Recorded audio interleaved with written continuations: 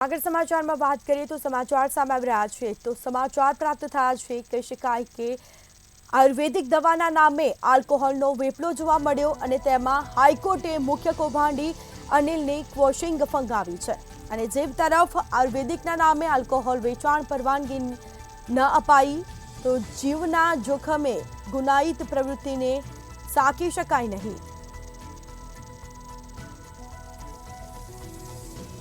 तो समाचार सामे આવી રહ્યા છે આયુર્વેદિકના નામે આલ્કોહોલ વેચાણ પરવાનગી ન અપાઈ તો હાઈકોર્ટ મુખ્ય કૌભાંડી અનિલની ક્વોશિંગ ફંગાવી છે। આયુર્વેદિકના નામે આલ્કોહોલ વેચાણ પરવાનગી ન અપાઈ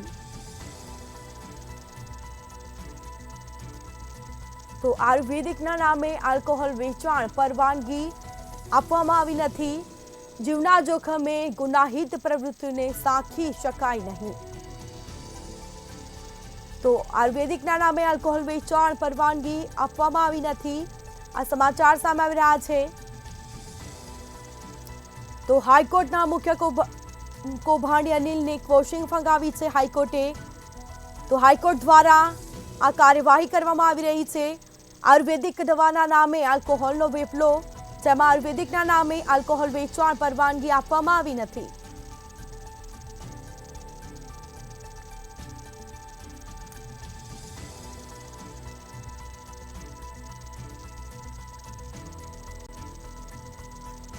तो વધુ વિગતો સાથે સંવાદદાતા શિવાંશુ સિંહ આપણી સાથે લાઈવ જોડાઈ ગયા છે। જી, આયુર્વેદિક દવાના નામે આલ્કોહોલનો વેપલો જેમાં હાઈકોર્ટે મુખ્ય કૌભાંડીની ક્વોશિંગ ફગાવી છે, શું છે સમગ્ર મામલો?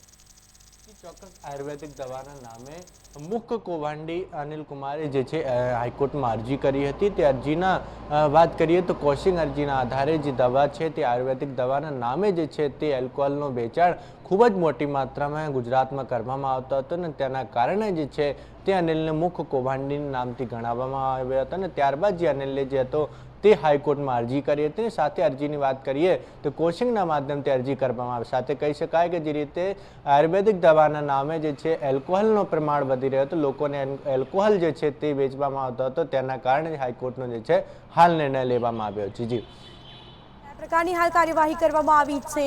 ક્વોશિંગ તો ફંગાવી છે પરંતુ આયુર્વેદિકના નામે આલ્કોહોલ વેચાણની પરવાનગી આપવામાં આવી નથી।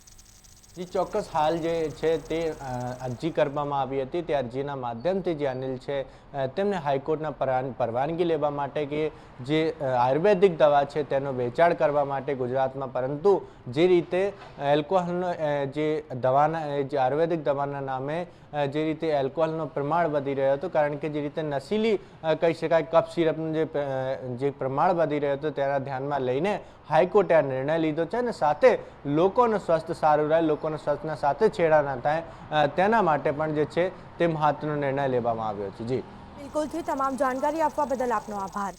તો આયુર્વેદિક દવાના નામે આલ્કોહોલનો વેપલો જેમાં હાઈકોર્ટ મુખ્ય કૌભાંડી અનિલની ક્વોશિંગ ફગાવી છે હાઈકોર્ટે।